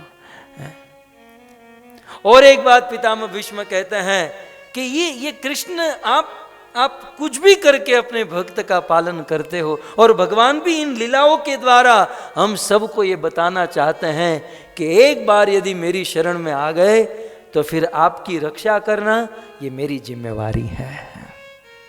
एक बार उनकी शरण लेकर देखिए। महाभारत में कर्ण के विषय में क्या कहा जाए। आखिर तो पांडवों का बाप बड़ा भाई तो था, है ना, कुंती के कोख से ही जन्म लिया, और सूर्य के अंश से। कर्ण बहुत महान था भक्तों। दानवीर का जब लिस्ट निकलता है ना इतिहास में, तो कर्ण का नाम सबसे पहले होता है। कर्ण गुणी था, गुणवान था, कर्ण में सब कुछ था, लेकिन एक कमी हो गई कि सूर्य के पुत्र ने अंधे के बेटे की संगति कर ली। संगति में बड़ी ताकत होती है। सूर्य का बेटा, लेकिन अंधे के बेटे से मित्रता किया। यदि कोई अच्छे आदमी से मित्रता होती तो कर्ण क्या था। मुझे तत्कालीन बात याद आ रही है कि जब द्रौपदी अपनी अपनी रक्षा मांग रही थी धृतराष्ट्र के पास, महाराज मैं आपकी कुल वधू हूं और ये दुशासन मुझे निर्वस्त्र कर रहा है, आप मेरी रक्षा कीजिए। धृतराष्ट्र कुछ नहीं बोले, भीष्म के पास गई। पितामह आपकी तो प्रतिज्ञा है कि हस्तिनापुर की रक्षा करना, तो क्या मैं हस्तिनापुर की बाहर की चीज हूं? पितामह भी नीचे डालकर बैठ गए। मुझे याद है क्योंकि मैंने पितामह भीष्म का एक बार रोल किया था, ऐसे बैठा था और मुझे डायलॉग दिया था। क्या था डायलॉग जानते हैं? नीति के नियम बड़े सूक्ष्म होते हैं पुत्री, बड़े सूक्ष्म होते हैं। ऐसा कुछ डायलॉग था। पितामह भीष्म नीचे डालकर बैठे, धृतराष्ट्र कुछ नहीं बोले। द्रौपदी पूरे समाज के पास गई, कोई आगे नहीं आया। पांचों पतियों के पास गई, कोई नहीं। मुझे एक बात जो अभी कुछ दिन पहले मुझे पता चली, कौरव कितने थे? 101 थे। 101 थे। अन्य गांधारी के अलावा अन्य पत्नी से भी एक पुत्र था और उसका नाम कर्ण था।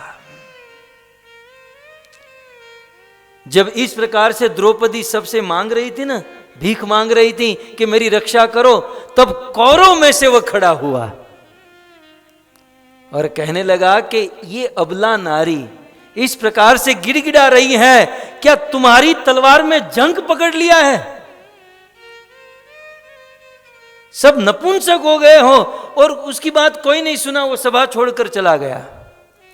मुझे कर्ण की बात आपको बतानी है। कर्ण बैठा था और कर्ण ने सोच लिया, कर्ण आधी तलवार बाहर निकाल दिया कि द्रौपदी यदि मेरे पास आकर मुझसे रक्षा मांगे तो एक घड़ी में ये कौरव क्या है सबको खत्म कर दो। क्योंकि जिस समय द्रौपदी का स्वयंवर था उस समय कर्ण भी था और थोड़ा सा कर्ण को सॉफ्ट कॉर्नर था द्रौपदी के प्रति।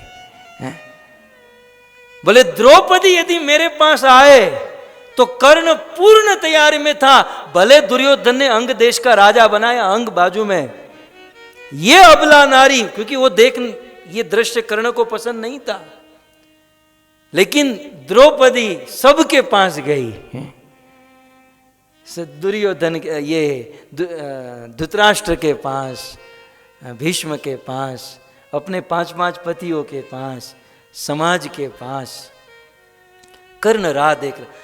कर्ण ने यहां तक सोचा कि बोले नहीं, केवल द्रौपदी आंख से आंख मिला दे और इशारा कर दे, एक घड़ी में ये जैसे कोई बाज पक्षी छोटे छोटे पक्षियों को रौंद देता है, मैं इसी सभा में रौंद दूं। कर्ण पूरा ठान लिया था, लेकिन द्रौपदी ने कर्ण को बिल्कुल हीन दृष्टि से देखा और कर्ण ने अपना निर्णय बदल दिया। कर्ण जिसके जीवन में कितनी दुर्घटना थी, लेकिन फिर भी बहुत बड़ा योद्धा था कर्ण।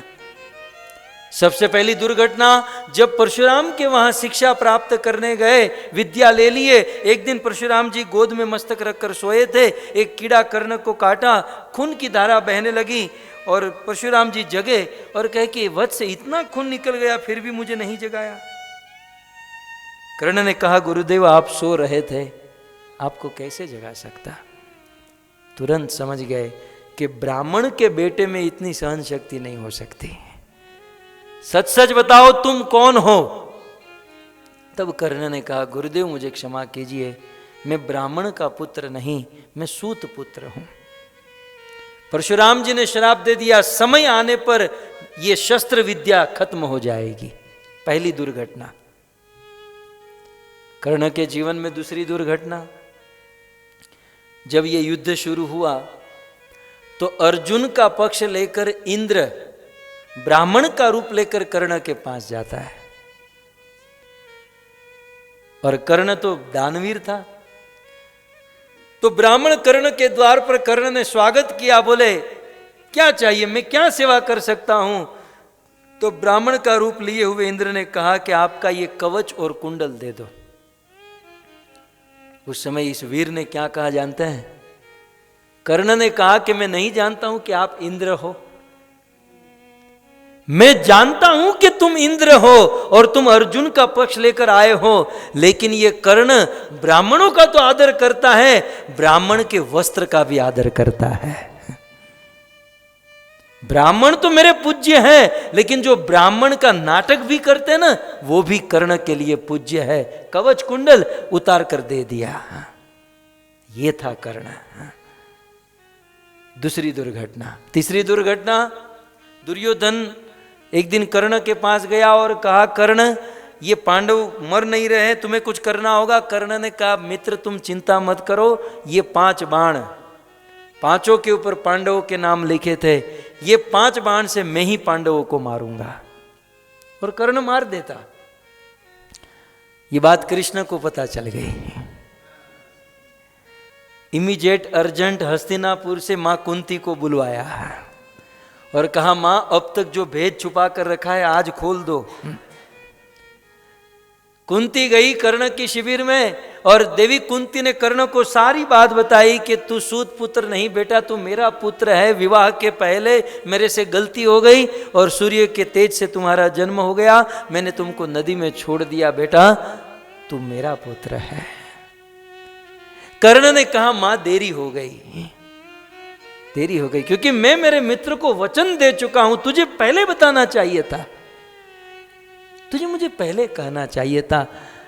और मां मैं जीवन में तुम्हारी सेवा नहीं कर सका और आज मुझे पता चला तुम हमारी मां हो, तो बताओ मैं तुम्हारी क्या सेवा कर सकता हूं। अब कृष्ण ने समझा कर रखा था, जब ये डायलॉग मारेगा तब तुम बता देना। कर्ण जब इस प्लेटफॉर्म पर आ गया कि मां मांगो, तुम्हें क्या चाहिए, जो चाहिए वो मांग लो, तब कुंती ने कहा कि वो जो 5 बाण पांडवों को मारने वाले वो मुझे दे दो। ये तो कर्ण था। 5 बाण अपनी मां को दे दिए, ले मां। कितनी दुर्घटना हुई? 3 दुर्घटना। चौथी दुर्घटना, दुर्योधन को पता चलते ही आया, मित्र ये क्या किया तूने, 5 बाण दे दिए। बोले चिंता मत करो, मेरे पास एक अग्नि है। एक अग्नि माने जबरदस्त है, एटम बॉम्ब से भी विशेष माना जाता है। एक अग्नि बाण मेरे पास है और इस बाण से मैं कल ही अर्जुन को मारने वाला हूं। एक अग्नि से कल अर्जुन गया, कल खत्म। कर्ण पूरा मूड बना चुका था। दुर्योधन ने कहा कोई बात नहीं, तुम अर्जुन को मार देना, बाकी सबको निपट लेंगे। फिर से ये बात कृष्ण को पता चल गई, वेदाहम समतितानि।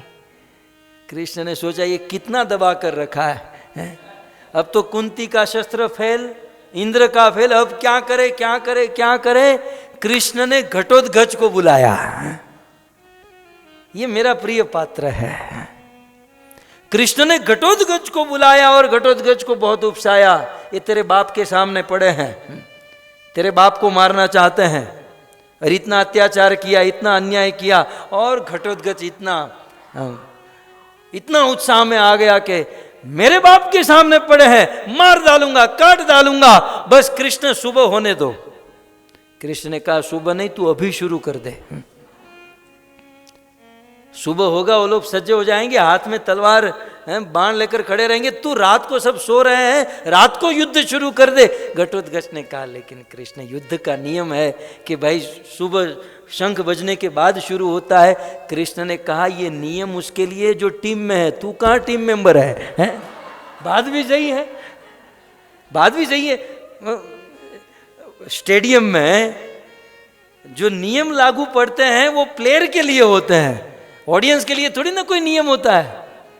कृष्ण ने कहा कि वो सब जो योद्धा है, जो युद्ध में भाग लिए, वो नियम उन लोगों के लिए। घटोत्कच तू शुरू हो जा।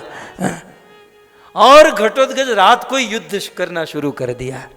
दुर्योधन की सोई हुई सेना का विध्वंस करता गया, विध्वंस करता गया। कितने हजारों सैनिकों को घटोत्कच ने मार दिया। और यह बात दुर्योधन को पता चली। दुर्योधन दौड़कर कर्ण के पास, कर्ण ये मर नहीं रहा है, तुम वो एक अग्नि बाण निकालो और इसे मारो। कर्ण ने कहा नहीं, वो तो मैं कल सुबह अर्जुन को मारने वाला हूं। दुर्योधन ने कहा ये तेरा बाप सुबह होने देगा? ये रात को ही दी एंड कर देगा, तू जल्दी एक अग्नि निकाल और इसे मार। दुर्योधन ने आवेश में आकर कर्ण से एक अग्नि निकलवाया और वो एक अग्नि बाण जो अर्जुन को मारने वाला था वो घटोत्कच के ऊपर छोड़ दिया। कृष्ण को देखिए, घटोत्कच को मरवा दिया, लेकिन अर्जुन की रक्षा होनी चाहिए। हालांकि घटोत्कच मरा नहीं, उनको भी मुकुंद मुक्ति की गति प्राप्त हुई, लेकिन भगवान ये दिखाना चाहते हैं कि कुछ भी करके मैं मेरे भक्तों का कभी पतन नहीं होने देता। अब कितनी दुर्घटना, 4 दुर्घटना हुई, 5 कितनी दुर्घटना, 4 दुर्घटना कर। एक अग्नि गया, 5 बाण गए, गुरु का श्राप, कवच कुंडल गया, 4 दुर्घटना। एक कवि ने तो ऐसा लिखा है कि ये 4 दुर्घटना यदि कर्ण के जीवन में नहीं होती ना, तो अकेला कर्ण पांडवों को चने की तरह चबा दिया होता, अकेला कर्ण। लेकिन जाको राखे साईं, मार सके न कोई, बालन बाका कर सके जो जग वेरी होई।